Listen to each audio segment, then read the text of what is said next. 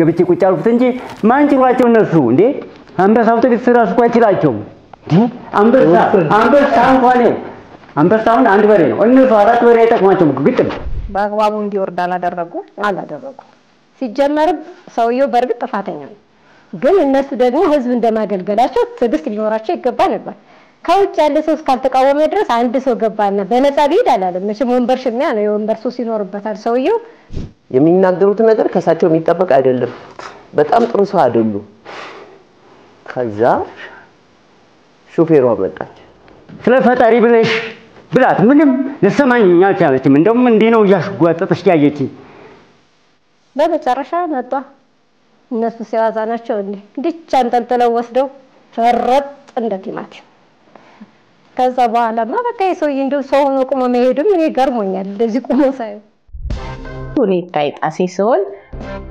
በሙያዬም ዳኛ ነኝ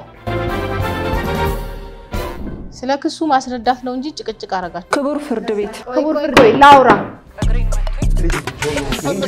ጫማው ያንቺ ነው ያንቺ አይደለም ጫማው ጩኸት አረጋችሁት የመጨረሻ ማስጠንቀቂያዬ ነው ከዚህ በኋላ ከደገምሽ ቀጣሻለሁ ሰላም ውድ ተመልካቾቻችን እንደምን ከረማችሁ እንግዲህ ይሄ ሳምንታዊ የሆነ የዳኛ ይታይ ፕሮግራም ነው ሰዓቱን ጠብቆ ወደናንተ ያቀርብኩላችሁ ነው እንግዲህ ወደናንተ ሁሉ ጊዜ የህግ ፕሮግራሞችን አስተማሪ ሆኑትን አዘጋጅቼ ማቀርብላችሁ እኔ ይታይ ጣሴ ሲሆን በሙያዬም ዳኛ እንግዲህ ባለፈው ሳምንት አንድ ችሎት ተከታትላችሁ ነበር እንዴት ነበር ችሎቱ ቆንጆ ነበር ያው ትምህርት እንዳገኛችሁበት ብዙ ነገር እንደተማራችሁበት ተስፋ አደርጋለሁ ያው ህግን አለማወቅ ከተጠያቂነት አያድንም የሚለውን መርህ መከተል አለባችሁ ምክንያቱም እንግዲህ ፍርድ ቤት ስትቀርቡ ህግን ስላላወቅኩኝ ነው ይሄንን ነገር ያጠፋሁትና ልታለፍ ይገባል ቢባል ህግ ደግሞ ስላላወቁ ነው ያጠፉት ብሎ ነፃ ያደርጋል ስለዚህ እንደነዚህ አይነት ነገሮች እንዳይመጡባችሁ ነው እኔ እንደነዚህ አይነት በተለያዩ ዙሪያ የሚገጥማችሁ ችግሮች ወደ ፍርድ ቤት ሲመጡ እንዴት መፈታት አለበት እንዴትስ ነው ህጉስ ምን ይላል የሚለውን ነገር ወደናንተ የማስተምረውና ስለዚህ ህግን አለማወቅ ከተጠያቂነት ስለማያድን በደንብ አድርጋችሁ የዳኛ ይታይን ፕሮግራም እየተከታተላችሁ የህግ ዕውቀታችሁን ሰፋ እንድታደርጉ የሁል ጊዜ ምክሬ ነው እንግዲህ የዛሬው ችሎታችን ጉዳዩ ምን እንደሆነ አብረን ነው የምንከታተለው ከኔና ከአቃቢ ህጉ በስተቀር ከሳሽ ተከሳሽ እንዲሁ ምስክሮችን ወክለው የሚቀርቡት ተዋናዮች ናቸው ለዚህ ክርክሩ ፍርዱ ምን ይመስላል የሚለውን አብረን የምንከታተለው ነው የሚሆነው መልካም ቆይታ ተከታተሉ ወደች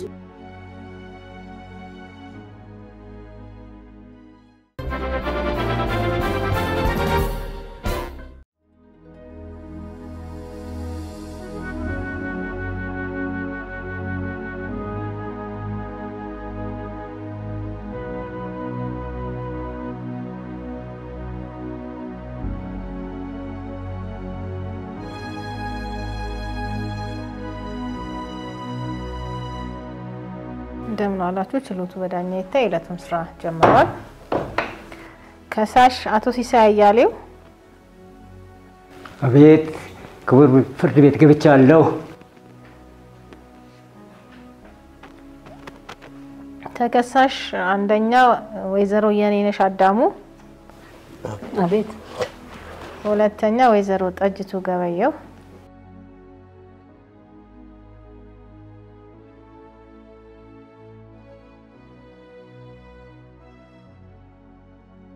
ቀርባችኋል ያው እንግዲህ ከሳሽ ተከሳሾች በሚሰሩበት የአንበሳ አውቶቡስ ውስጥ ትኬት ቆርጬ ስገባ ተራ አይደለም በማለት አሽቀንጥረው ጥለውኝ እጄ ተሰብሯልና ለእጄ ለተሰበረበት ለሕክምና ያወጣሁትን ገንዘብ ሊከፍሉኝ ይገባል በማለት ክሳቸውን ይዘው ቀርበዋል እስኪ የተፈጠረውን ነገር ያስረዱኝ አመሰግናለሁ ክቡር ፍርድ ቤት በዚያ ቀንና ሰዓት ባስቸኳይ ወደ ስራ ገበታ መግባት ነበረብኝ ስለሆነም የምጠቀመው ነገር የለኝም በአካባቢው ታክሲም ትራንስፖርትም የለም ራይድም ለመጠቀም አቅም የለኝም ይገርሞታል ክቡር ዳኛ በአስቸኳይ አውቶቡሷን ሳያት ደስ አለኝ።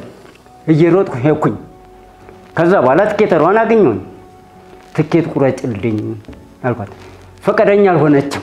ለምንድን ነው ፈቃደኛ አልሆነችው? ምንም አላወኩም።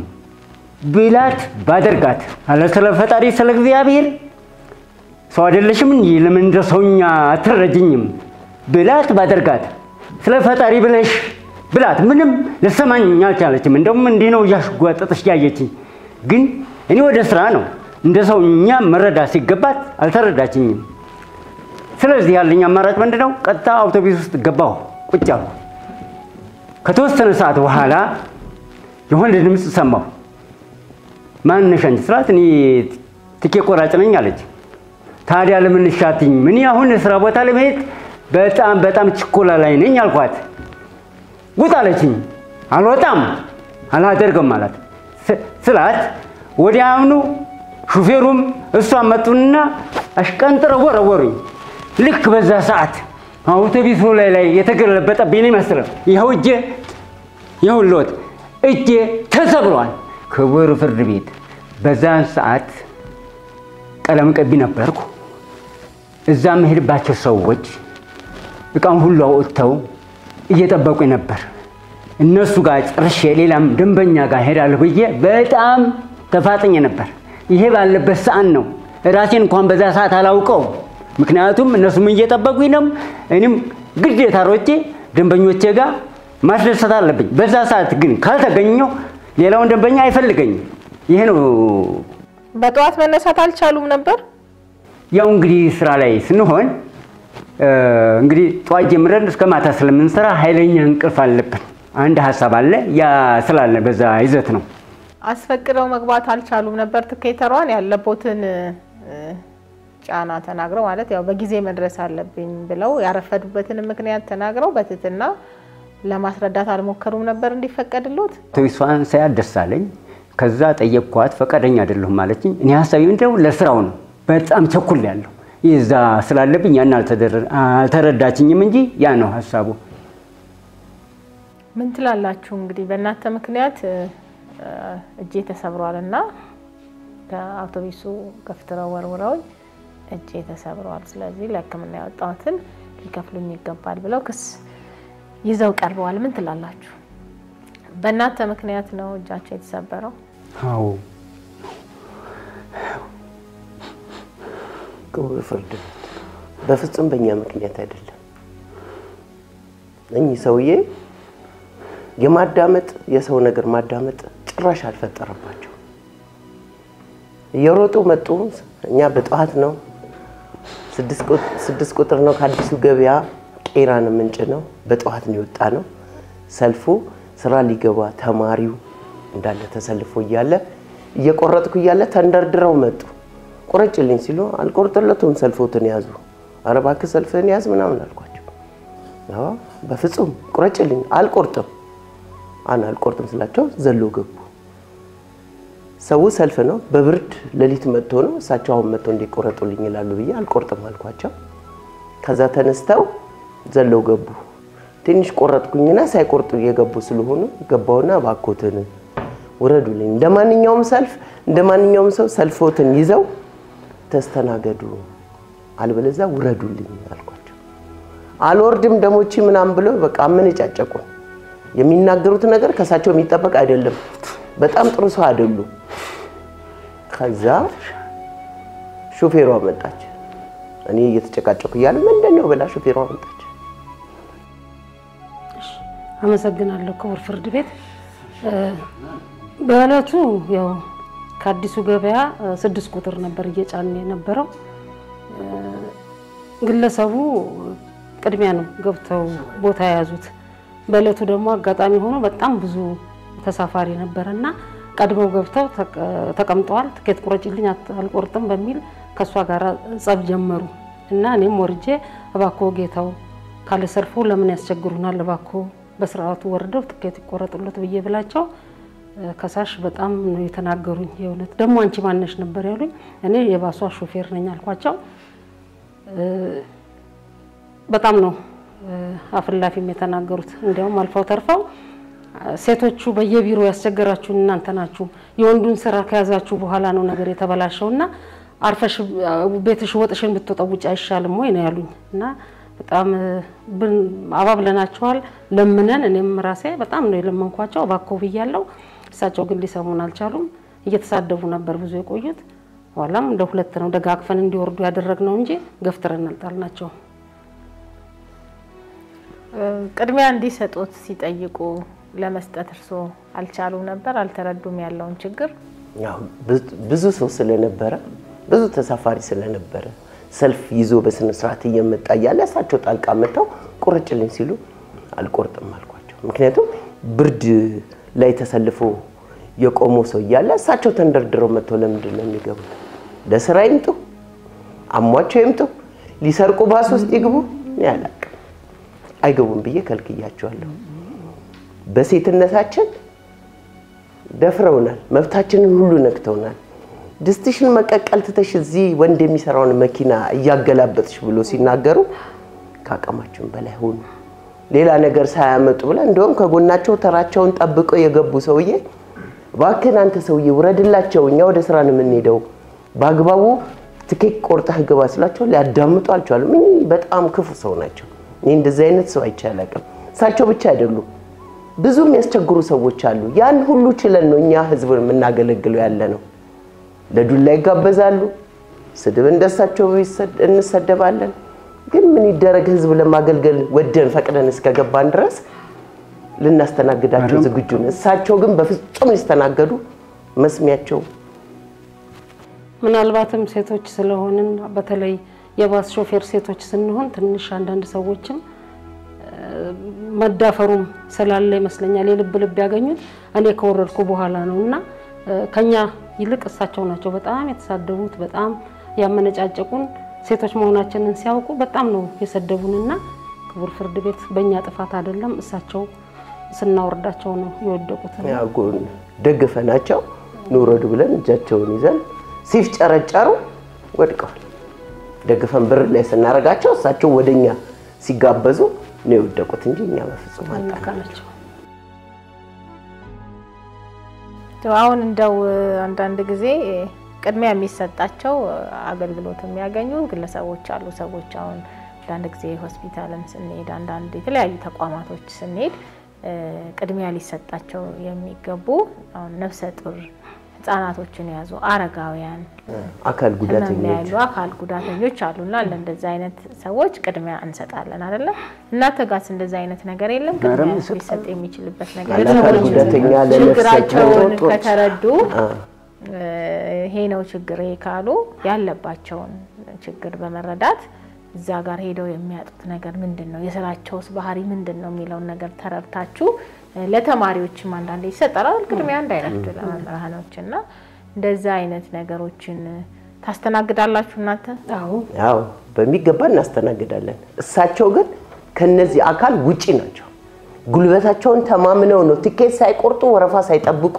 የገቡት እንደው ችግሩ ይሄ ነው ብለው ለማስረዳት አልሞከሩም አንቺስ ለመረዳት አልሞከርሽም ክቡር ፍርድ ቤቱ ቀጥታ ነው የገቡት ወይንስ ስራ ነው የገቡት ቀጥታ የሮጡ መጥቶ ትኬት ቆረጭልኝ ብሎ ብር ሲሰጡኝ አልቆርጥም አልኳቸው አልቆርጥም ማለት ስነ ስርዓት ጠብቁ ለስራ የሚሄድ ተማሪ አለ አስተማሪ አለ እነዛ ስነ ስርዓት ይዘው እሳቸው ምን ስለሆነ እየተንደረደሩ መጥቶ ቆረጭልኝ ችግራቸውንም እኮ ምታዳምጩ ረጋሲ ነው ሰልፍ በጠዋት ነው 12 ሰዓት ተኩል ነው የጀመርነው ስራ የሚገባ ሰው ተሰልፎ ይያል ያ ሁሉ ሰው ይያል እንዴት ነው የእሳቸውን ችግር ማዳመጠው እሳቸው ደግሞ ችግራቸውን አይደለም የተናገሩት ስታያቸው ሙሉ አካል ነው ያላቸው እንዴ ብዬ ነው እሳቸውን ችግር ማይላቸው የማይታዩ ችግሮች ይኖራሉ እሳቸው ጉልበታቸውን ተመክተው አፋቸውን ተመክተው ነው ዘለው የገቡት ተሳፋሪ እኮ መከራቸው ዋክኔ ነው ወንድምኛ ያለ ስራ ነው የምንሄደው ውረድላችሁ ሲያ አልወርድም በጭራሽ ብለው ነው ወጥቀቃይ ድስጥጣጅ ብሎ ሲሳደቡ አፍላፊ ነበር ለምንድን ነው እንደዚህ አይነት ቃላቶችን ተናግረዋል ኋላ አውቶቡስ ውስጥ ገብቼ ነው የገባኝ ክቡር ዳኛ ለነገሩ ከተሳፈሩት ውጪ እነሱ በራሳቸው ጉልበት እየተጠቀሙ ያንሳይ በኋላ እኔን እንዳልገባ ከለክሉኛል ብዬ ነው ገብቼ ቁጭ አልኩት እንጂ ማን ጭሯቸው እነሱ እንዴ አንበሳ አውቶቡስ ራሱ እኮ አይችላቸውም። አንበሳ እንኳን ነው አንበሳውን አንድ በሬ ነው እነሱ አራት በሬ አይጠቅማቸውም ግጥም ክቡር ፍርድ ቤት አሁን መጣች ነው ስነስርዓት ያዙ አንድ ጊዜ ማን ጭባቸው እነሱ እንኳን አይደለም እንደው ገደሉን አይነዱም እንዴ እንደው ትንሽ አፈሩም እንዴ ከጠዋት እስከ ማታ ግጥም አድርጋቸው እየበላቸው እንኳን ተራሶ ለኔ ዞር አስረዳኝ አሁን ስለ ደረሰብህ ጉዳት ነው ማስረዳት ያለበት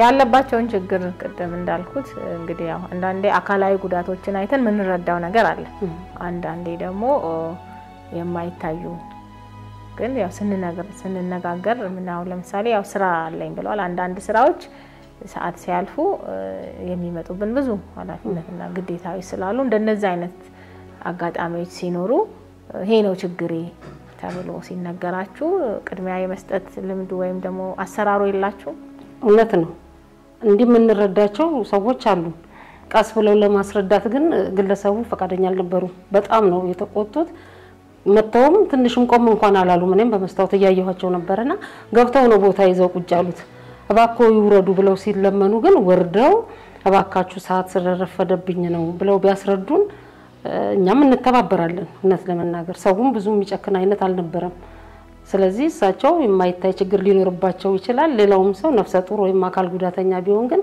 አይተን ቅድሚያ እንሰጣለን እሳቸው ግን ጭራሽ ለማስረዳትም አልሞከሩም እኔም ሶርድ አንቺ ደግሞ ማንነሽ ብለው በጣም ነው የተቆጡትና የተጋበዙት አንዳንድ ተሳፋሪዎችም መባካቹ ቢሉ ሊሰማቸው አልቻሉምና ግለሰቡ በጣም ነበር በሰዓቱ ፎቶ የሆኑት ክቡር ፍርድ ቤቱ እዚህ ህግ ላይ እንኳን ቀርበው አራት በሬ ይበሉ ሶስት በሬ ይበሉ ብሎ ሲናገሩ ይሄ ራሱ መብታችንን መጋፋት አይደለም ክቡር ፍርድ ቤቱ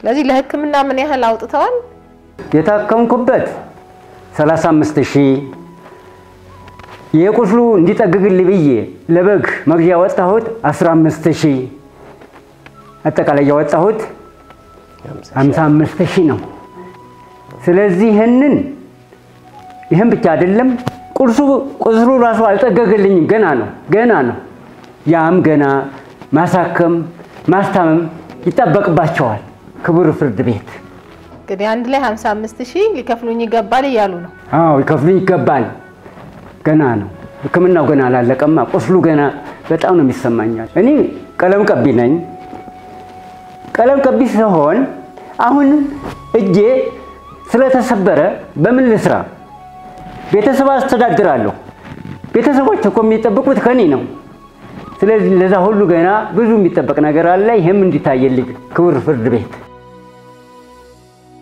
ክቡር ፍርድ ቤት እኛ ሁለታችንም ብንሆን በስርዓት ነው ከባሷ እንዲወርዱ ያደረግናቸው ደጋግፈን እንጂ ምንም አይነት ግፍትሪያም ሆነ መውደቅ አላየንም አልነካናቸው በስርዓት ነው ያወረድናቸውና በራሳቸው ሲፈራገጡ ነው የወደቁት በዚህ ምክንያት ለተፈጠረው ችግር ደግሞ እኛ ኃላፊነቱን መውሰድ የለብንም ስለዚህ ግለሰቡ በራሳቸው ምክንያት ነው የወደቁት ለዚህም ደግሞ ከተሳፋሪዎቹ ምስክሮች አሉ ምስክሮች አሉ ምስክር አለ ጥሩ እንግዲህ ፍርድ ቤቱ የግራ ቀኛችሁን ክርክር አዳምጧል የምስክሮችን ቃል እንሰማለን የምስክሮችን ቃል ለመስማት ተለዋጭ ቀጠሮ ይዟል የዕለቱ ስራ በዚህ ተጠናቀቀ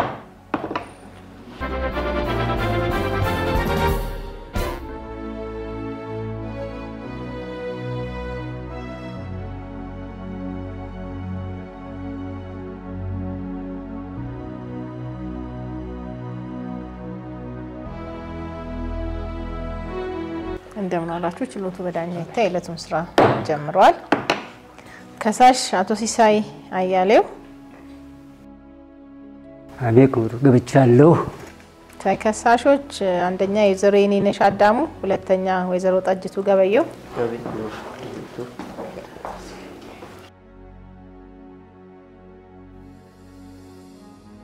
ምዝገቡ የተቀጠረው የምስክሮችን ቃል ለመስማት ነው ምስክሮች ተሟልተው ቀርበዋል አዎ ቀርበዋል ክቡር እሺ አንደኛ ምስክር ይግቡ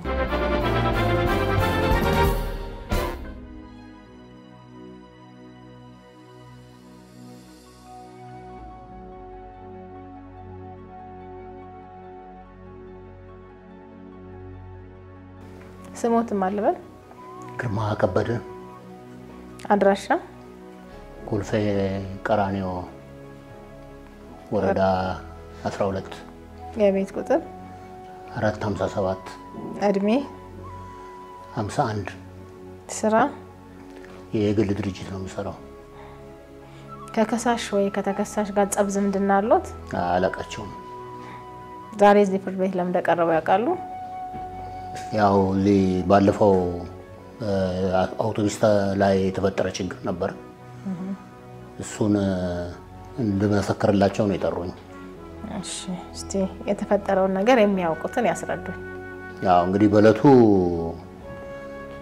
አውቶቡስ ለመሳፈር ተሰልፈን ነበር እና እኔ ከፊት ወደ 3ኛ ሰልፍ ይዤ ነበር።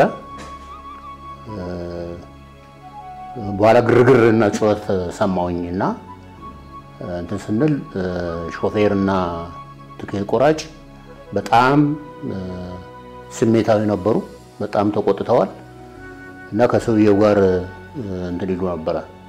ውረድ ብለው እንትን ይሉ ነበር። ሰውየውም ይናገራል እና በጣም ከፍተኛ የግጭት ነበር በመሃላቸው። በዛን ወቅት እኛም ሁኔታውን መከታተል ጀመር እና ትንሽ ለማረጋጋት ሞክረን ነበር። በተለይ ሾፌሩና ትኬት ቆራጯ በጣም ስሜታዊ ሆነው ከቁጥጥር ውጭ ሆነው ነበር እና ሰውየውን በግድ ይዘው ወደ በሩ አመጡት።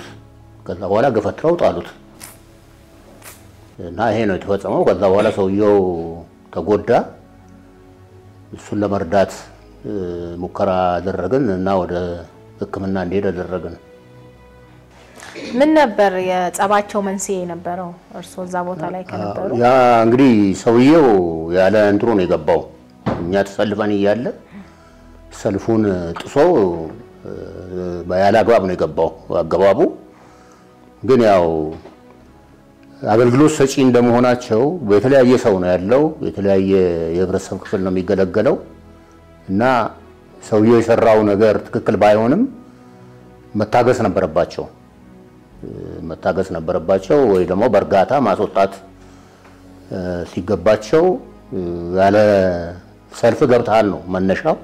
ያው እንግዲህ ያው እሳቸው ያለ ተራቸውን የገቡት እና ትኬትና ቆራጭና ሾፌሩን በጣም ስሜታዊ ሆነው ነበር። በጣም ከሚገባው በላይ እንትን ብለው ነበር። ሰውየውም ደግሞ ይናገሩ ነበር። በጣም ጥሩ ያልሆነ ቃላት ልውውጥ ነበርና እንግዲህ ስሜታቸው መቆጣጠር አልቻሉም ሁለቱም ወገኖች። ከዛ በኋላ ገፍትረው ከባስ ላይ ወደ መሬት ጣሏቸው። በዛ ምክንያት እጃቸው ተሰበረ? ያው እጃቸው ተሰብሯል፣ ጉዳት ደርሶባቸዋል። ያልተመሰከረላችሁ ነገር አለ? ምን ለኛ ነበር ይመሰክርልናል ብለን ይጠራል። አጋጣሚ ሆኖ ያው ለሱ መሰከሩልን። ጥያቄ አለዎት እንዴ?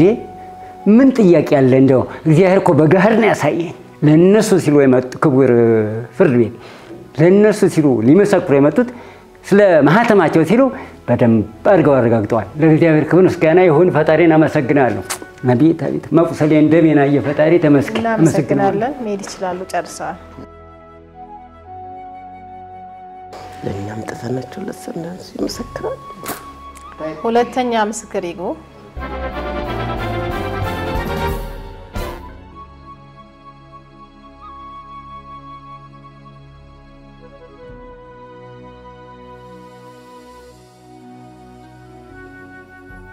ስሙትን ማልበል? መሰረት በለጠ። አድራሻ? ኮልፌ ቀራኒዮ ወረዳ 6 የቤት ቁጥር 156። እድሜ? 40። ስራ? የቤት እመቤት። ከከሳሽ ወይ ከተከሳሽ ጋር ጸብ ዝምድና አለዎት? አናውቃቸው። ዛሬ እዚህ ፍርድ ቤት ለምን እንደቀረቡ ያውቃሉ? አውቃለሁ። ለምን እንደቀረቡት እስኪ የሚያውቁትን ነገር ያስረዱኝ። በ6 ቁጥር ባስ ከአዲሱ ገበያ ወደ ቄራ ለመሄድ ወጥቼ ተሰልፌ ነበር እና አጋጣሚ እኛ ከፊት ስለነበር እኔና አንድ ከጎኔ የሆነ ሰው ነበር። ቀድመን ገብተን ተቀምጠን እያለን አጅሬ ሆዬ እየዘለለ መጥቶ ጠልቅ እኛ እንግዲህ ቢቸኩልም መቼም ያ ሁሉ ሰው ካልገባ አይንቀሳቀስም አውቶቡስ ገባ ከዛ ትኬት ቆራጯ ጋር ግብ ተፈጠረ ውጣ ትኬት ቆርጠ በስርዓት ግባ ተራህን ጠብቅ አልጠብቅም እስኪ ወንድ ነሽ ታስወርጅኛለሽ አይሻለሁ በቃ ጀመረ የስድብ ማአት በስድብ ነው መሰል እድሜውን በሙሉ ሲማር የኖረው ከዛ ጭራሽ እንደውም ሹፌሯ መጣ ምንድነው የምትሰራው ይሄ እኮ አግባብ አይደለም ወረድና እንደ ሰዎች ተሳፍረህ ትኬት ቆርጠ ተሳፈር ሲሉት ደሞ አንቺ ምንድነሽ እኔማ ሹፌሯ ነኝ አንቺ እዛ ይባልሽን ሹራት ቀቀይም እንዴ ደግሞ እዚህ ምን ትሰሪያለሽ ብሎ አተረፈ እኔ ምለው እኛ ሴቶች ወጥ ለመቀቀል ብቻ ነው እንዴ ተፈጠርነው የሚገርም እንኳን ከዛ ተውረድና በስርዓት ትኬትን ቆርጠ ግባ በርግጥ ህዝቡ እውነት ለመናገር አልተቃወመም አንድ ሰው ገባና ምንም ማለት አይደለም ግን እነሱ ለህ የሰውየውም አፉን እንዴት እንደሚናገራቸው ቃላቶች በጣም ከባድ ነበሩ ሰዎችም ትልልቅ ሰዎች ናቸው ግን አልሆነም በመጨረሻ መጣ እነሱ ሲዋዛ ናቸው እንዲች አንጠልጥለው ወስደው ፈረጥ እንደ ቲማቲም ከዛ በኋላማ በቃ የሰውዬ እንደው ሰው ሆኖ ቆሞ መሄድም እኔ ገርሞኛል እንደዚህ ቆሞ ሳይው እንክትክት ነው ያደረጉት እንደዚህ ይደረጋል እና ይዘው በእነሱ ምክንያት ነው ጉዳት የደረሰው አዎ ጥለውታል አዎ እንዴ አፈረጡት እንጂ ጣሉት ይባላል እንዴ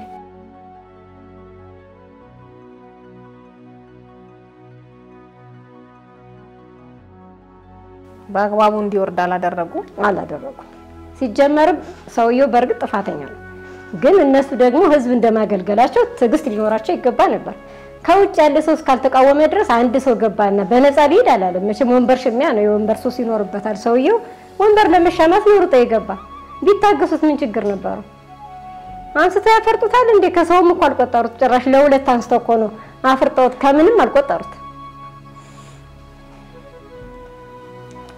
ያልተመሰከረ ነገር አለ ለኛ ተመሰከረላን ያለች ብለን ብናመጣት ጭራሽ ለሱ ተመሰከረለታለች የሚገርም ለማተቤ ነው የመሰከርኩት ጥያቄ አለ ምንም ጥያቄ የለም መቶ እግዚአብሔር ይመስገን እናንተ መስካሪዎች ሳይሆኑ ለቁም ነገር የተጠራችሁ ናችሁ ምስክር አትባሉም ለቁም ነገር የመጣችሁ ናችሁ እግዚአብሔር ይስጥልን በእናንተ አንደበት ያናገረ አሁን ፍርድ ይስጥ ቁስሌ እስከሚድን ድረስ አመሰግናለሁ ያመጣችሁም ክቡር ፍርድ ቤት ለኔ ብለዋል ነበር የክር ግን አምላክ እውነቱን አናገራቸው አሁንም እግዚአብሔር ይመስገን አመሰግናለሁ ክብሩ ላንተ እናንተ መስሁት ጨርሰዋል መሄድ ይችላሉ እናመሰግናለን የምስክሮችን ቃል እንሰምቻለሁ መዝገቡን መርምሮ ውሳኔ ለመስጠት እስከዛው አረፍ በሉ ውሳኔ ተወስኗል ውሳኔውን አመነብላችኋለሁ ፍርድ ቤቱ የግራ ቀኙን ክስና መልስ እንዲሁም ማስረጃዎችን አግባብ ካለው ህግ ጋር አገናዝቦ ጭብጥ ይዟል ያው ተከሳሾች በከሳሽ ላይ ጉዳት አድርሰዋል አላደረሱም አድርሰዋል ከተባለስ ለጉዳቱ ኃላፊ ናቸው አይደሉም የሚለውን ጭብጥ በመያዝ መዝገቡን መርምሯል እንግዲህ ተከሳሽ ባስ በመሳፈሩ ምክንያት ትኬት ሳይቆርጥ የገባ ቢሆንም ነገር ግን ተከሳሾች ደግሞ በአግባቡ ማስወጣት ሲገባቸው ከሳሽን በአግባቡ ባለ ማስወጣት ከባስ ውስጥ ገፍትረው የጣሉ መሆኑን በምስክሮች ተረጋግጧል ስለሆነም በተከሳሾች ጥፋት በከሳሽ ላይ ጉዳት የደረሰ መሆኑ በምስክሮች የተረጋገጠ ስለሆነ በፍትሐብሔር ህግ ቁጥር 2262 መሰረት ደግሞ አንድ ሰው በሌላ ሰው ላይ በራሱ ጥፋት ጉዳት ካደረሰ ኃላፊ ሊሆን እንደሚገባ ይደነግጋል ስለሆነም እንግዲህ ተከሳሾች ለራሳቸው ባመጡት ምስክሮች ጥፋተኛ መሆናቸው የተረጋገጠ ስለሆነ ለሕክምና የወጣውን ወጪ 50,000 ብር ሊከፍሉ ይገባል በማለት ውሳኔ ተወስኗል ወጪና ኪሳራ ግራ ቀኛችሁ ተቻቻሉ ይግባኝ መብት ነው መዝገቡ ተዘግቷል ወደ መዝገብ ቤት ይመለስ ብለናል። የዕለቱ ስራ በዚህ ተጠናቋል። ቅር አላለንም። ፍርድ ቤቱ በፈረደብን ምንም ቅር አላለንም። ያው ህግ በላይ እንደሆነ ነው የተማርንበት። በዛን ሰዓት ያችን ደቂቃ በትግስት ብናሳልፍ ኖሮ ይሄ ሁሉ ነገር አይመጣብንም ነበር። ያው ሰውየው ኃይለኛም ቢሆንም ቢፍጨረጨር ምንም ቢልም ወደ ህግ አካል ማመልከት ነበረብን፣ ፖሊስ ምናምን መጥራት ነበረብን። ያንን ባለማድረጋችን ለዚህ ቅጣት በቀጣ ፍርዱ የተሰጠኝ ትክክል ነው፣ አመሰግናለሁ። ግን ከኔም ትግስት ያስፈልግ ነበር። ያው ስለቸኮልኩ ነው። ግን ያው ትግስት ስላለመኖሩ እኔም ይሄ አደጋ ተከሰተብኝ እና የኔን ያዩ ከኔ ሁሉም እንዲማሩና ቀስ በማለት ወረፋን በመጠበቅ መሆን አለበትና እኔም እንግዲህ ትልቅ ትምህርት አግኝቼበታለሁ። ማንኛውም እንደኔ ያላችሁ እንዲህ ያለ አደጋ ከሚደርስባችሁ በትግስት በፍቅር በመሆን ሰልፋችሁን ጠብቃችሁ ራሳችሁን ጠብቃችሁ እንድትሳፈሩ ላለሁኝ እኔ እንደኔ እንዳይደርስባችሁ አመሰግናለሁ። እሺ ያው የተሰጠው ውሳኔ ትክክለኛ ነው። ይሄ የህግ የበላይነትን ነው የሚያመለክተው። ግለሰቡ በሰዓቱ ትንሽ ቢያስቸግሩንም ኖሮ እኛም ቢያንስ ትልልቅ ሰዎች ነን ታግሰን ለህግ አካላት ማስተላለፍ ነበረብን። መታገስ ባለመቻላችን ነው እንግዲህ ለወጪ የተዳረግነው እና ሌሎችም ሰዎች ከኛ እንዲማሩ ይገባል። ውድ ተመልካቾቻችን ችሎቱን እንደተመለከታችሁት ነው። ከፕሮግራሙ እንደተረዳችሁት ሁለት አይነት ጥፋቶች ተፈጽመዋል። አንደኛ ተሳፋሪው ግለሰብ በቂ ባልሆነ ምክንያት ተነሳስቶ ስርዓቱን ጠብቆ ባለመገልገሉ ለአካል ጉዳት ተዳርጓል። ተሳፋሪው ህዝብም እንዲጉላላ ምክንያት ሆኗል። ሁለተኛው የአውቶቡሱ ሰራተኞች ትልቅ ኃላፊነት ያለባቸው ሆኖ ሳለ ችግሩ ወደ ሌላ ደረጃ ሳይደርስ በአካባቢው ለሚገኝ የህግ አካላት ማሳወቅ ሲገባ ኃይልን በመጠቀም በግለሰቡ ላይ የአካል ጉዳት አድርሰዋል። ማንም ግለሰብም ሆነ ተቋም እንደነዚህ አይነት ክስተቶች ሲያጋጥመው በስምምነት መጨረስ ያስፈልጋል። በተጨማሪም ተሳፋሪው ህዝብ እንዳይጓዝና በሰዓቱ ስራ ላይ የስራ ቦታው ላይ እንዳይሰማራ አድርገውታል። በዚህም ላይ ራሳቸውን እና ድርጅቱን ኪሳራ እንዲደርስባቸው አድርገዋል ማለት ነው። ስለዚህ የኃይል እርምጃ ከመውሰድ ተቆጥበን በህግ አግባብ መጨረስ እንደሚገባን ከችሎቱ ተረድተናል ማለት ነው። እንግዲህ ውድ ተመልካቾቻችን በየአካባቢያችሁ በየቤተሰቦቻችሁ በያላችሁበት ቦታ እንደነዚህ አይነት ጉዳዮች ሲገጥመን ጠንቀቅ ብለን ማሰብ እንደሚገባን ተረድተናል ማለት ነው። የተለያዩ ትምህርት ሊሆኑ የሚችሉ ሐሳቦች ካሏችሁ እንደተለመደው በኮሜንት ላይ አሳውቁኝ። ሳምንት በሌላ ፕሮግራም እስከምንገናኝ መልካም ሳምንት።